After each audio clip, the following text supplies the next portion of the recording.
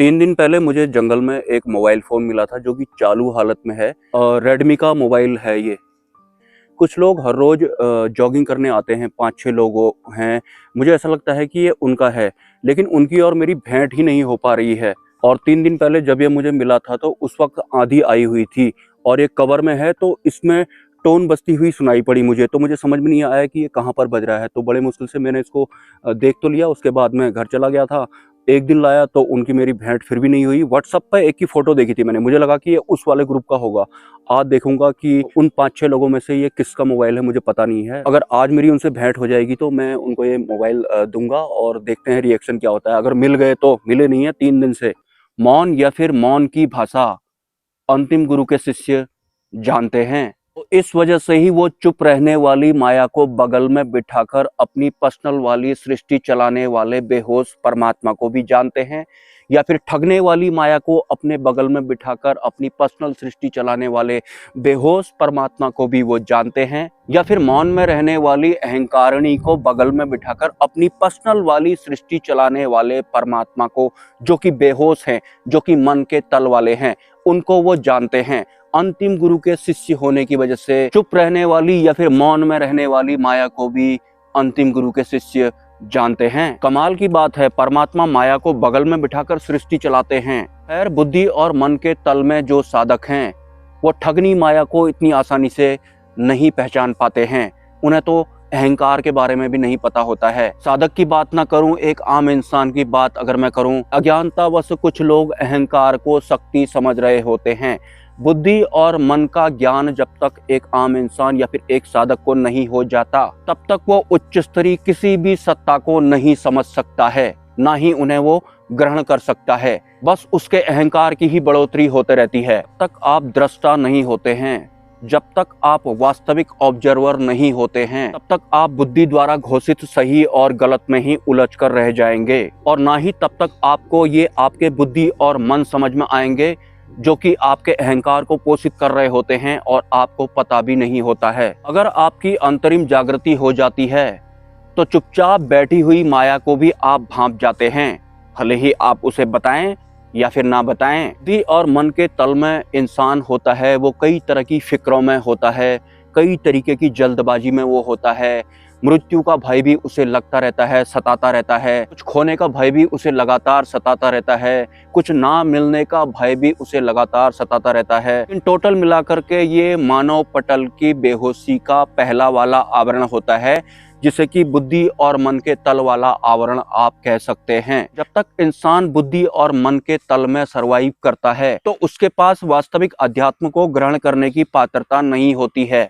ना ही वो माया को समझ पाता है, ना ही वो भ्रम को समझ पाता है, क्योंकि जो जो उसके बुद्धि और मन उसे समझा रहे होते हैं, उसी हिसाब की मान्यताएं अपने अंदर वो बिठाता रहता है। वास्तव में वो अपने अहंकार को पोषित कर रहा होता है, या फिर मैं ये कहूँ कि माया अपने आप को तृप्त कर रही होती है, या फिर दूसरी भाषा में मैं ये भी कह सकता हूँ कि आपके शरीर में जो इंद्रियां हैं वो तृप्त होने तक ही आपका जीवन है। ये हम इंसानों की अज्ञानता वाली लाइफ होती है या फिर बेहोशी वाली लाइफ होती है। बुद्धि और मन या फिर ठगने वाली माया या फिर चुप रहने वाली माया या फिर मौन में रहने वाली माया को समझने से पहले इस अहंकार के बारे में मैं आपको दोबारा से बता देता हूँ।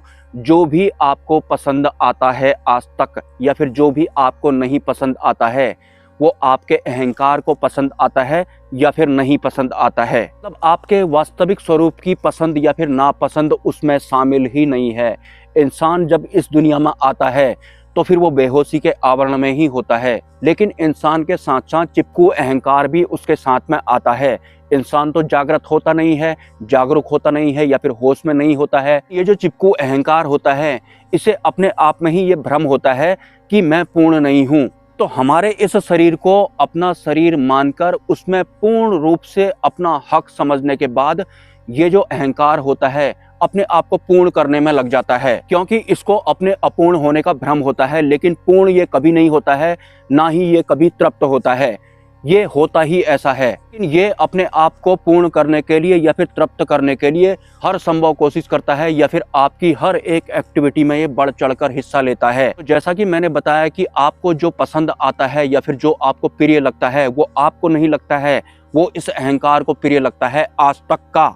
और तो और ये चिपकू अहंकार कुछ इस तरह का भ्रमित होता है। एक तो ये इस शरीर को अपना मानता है, ऊपर से ये मैं पूर्ण नहीं हूँ या फिर मैं अधूरा हूँ करके इस शरीर की इंद्रियों का सहारा लेकर अपने आप को पूर्ण करने के लिए अगर ये मेल में है तो फिर ये शादी कर लेता है। मतलब जो शादियां होती हैं, जो लोग करते हैं इस दुनिया में, अज्ञानतावश वो करते हैं, बेहोशी के आवरण में वो करते हैं, वो शादी नहीं करते हैं। अहंकार अपने आप को पूर्ण करने के लिए स्त्री का चुनाव कर लेता है, या फिर अगर वो स्त्री है तो फिर वो पुरुष का चुनाव कर लेती है, क्योंकि अहंकार को अपने आप में भ्रम होता है कि मैं पूर्ण नहीं हूं, मैं शादी करके देखता हूं, क्या पता मैं पूर्ण हो जाऊं। लेकिन आपको पता है कि अहंकार जब इस शरीर का सहारा लेकर शादी कर लेता है तो उसके बाद किस हद तक उसका विस्तार हो जाता है, मतलब वो और ज्यादा उलझ जाता है। लेकिन फिर भी वो प्रयास करना नहीं छोड़ता है अपने आप को पूर्ण करने के लिए, लेकिन उसका कोई भी प्रयास सफल नहीं होता है। तो अहंकार का प्रयास कभी सफल नहीं होता है, तो सबसे पहले आपको इस अहंकार को ही जानना है। बड़ा अजीब सा लगा होगा कि अज्ञानतावश अहंकार की चपेट में होने की वजह से लोग विवाद तंत्र की चपेट में आ जाते हैं।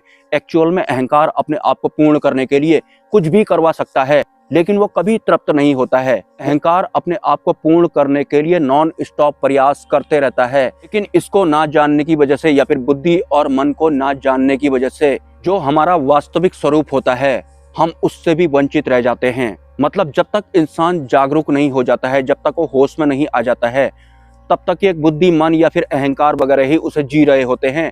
वो अपने आप को तृप्त कर रहे होते हैं, तृप्त वो होते नहीं हैं। इस हद तक इस चिपकू अहंकार ने इंसान को जकड़ा हुआ होता है। इंसान कहने लगता है कि मेरी अंतरिम जागृति नहीं हुई है, ये भी अहंकार ही बोल रहा होता है। मतलब अंतरिम जागृति वाले मामले में भी अहंकार पहले से ही आ जाता है। तो इसको जानना बहुत ज्यादा जरूरी होता है। उसके बाद अहंकार अगर मेल है तो वो फीमेल से शादी कर लेता है, और अहंकार अगर फीमेल है तो वो मेल से शादी कर लेती है।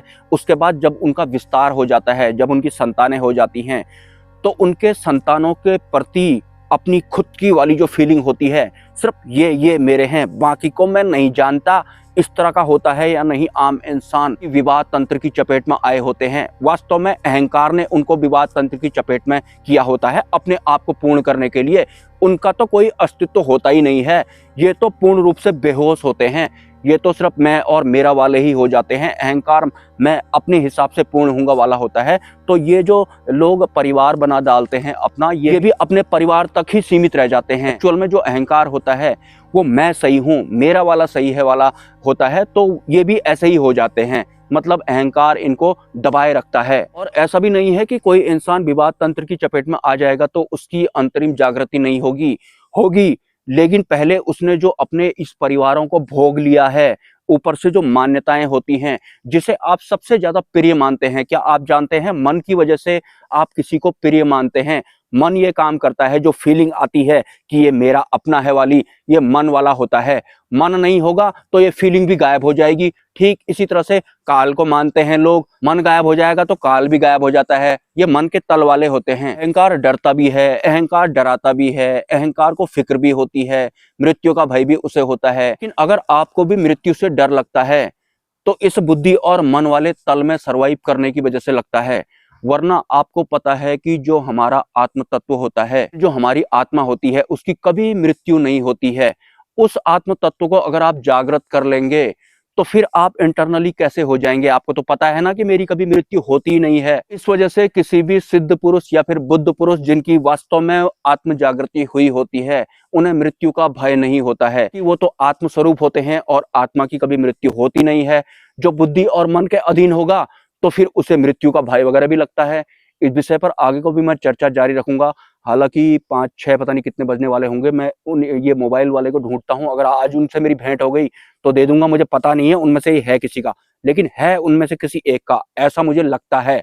तो देखते हैं विवाद तंत्र की चपेट में आ चुके उन 6-7 लोगों का रिएक्शन। एक बात बताओ, आप में से किसी का मोबाइल खोया है क्या? हाँ यार, किसका? मेरा। सच बताओ, भगवान कौन सी कंपनी का है?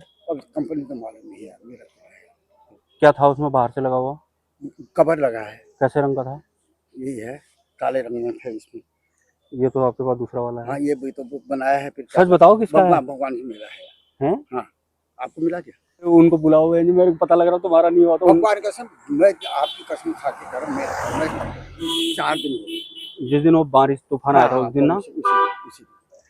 ये वाला है। बहुत बहुत वीडियो भी बना रहा हूँ साथ में मैं 2 दिन कल नहीं लाया मैं इसको। हाँ। मैंने कहा मैं रोज कहाँ भोग के ले जाऊंगा यार। और एक तो बहुत धन्यवाद। ठीक है कोई नहीं मैं हाँ मेरे को पता है कैसे याद आया। कहाँ मिला है आपको? अरे वो पेड़ जहाँ पर थे वहां पर गिरा था। पेड़ नहीं है वहां पर ऊपर ही हो उसके इस तरफ। और हाँ उस दिन अंधेरा हुआ था और अंधेरे में इसकी टोन बजी। मैंने कहा यार मोबाइल की जैसी आवाज कहाँ से आई है। फिर देखा तो सही आंधी आ गई उसके बाद आपको पता ही होगा। फिर मैं भी भाग गया। फिर दूसरे दिन लाया मैं। आपकी मेरी भेंट होती नहीं। आपका 5 बजे का टाइम है मैं 6-7 बजे नीचे को आता हूँ। कल तो मुलाकात हुई मैंने आँख भी देखी आपकी। हाँ कल मैं लाया नहीं था लेकिन फिर आपकी मैंने व्हाट्सएप खोला ना उसमें वो जोशी जी की फोटो थी वाले मोटे की हो। मैंने कहा यार ये पक्का उनका होगा यार। भाई ऊपर बैठते हम। चलो कोई बात नहीं हो गया। बहुत धन्यवाद। नहीं ये इन्हीं का था। आपको मिल गया दूसरे को मिलता भी नहीं। ना मैं ऐसे क्या करता मेरे पास बहुत मोबाइल है वैसे भी लेकिन क्या फायदा होता है ना। बहुत धन्यवाद। कोई बात नहीं। ठीक चलो जिनका मोबाइल था उनको मैंने दे दिया।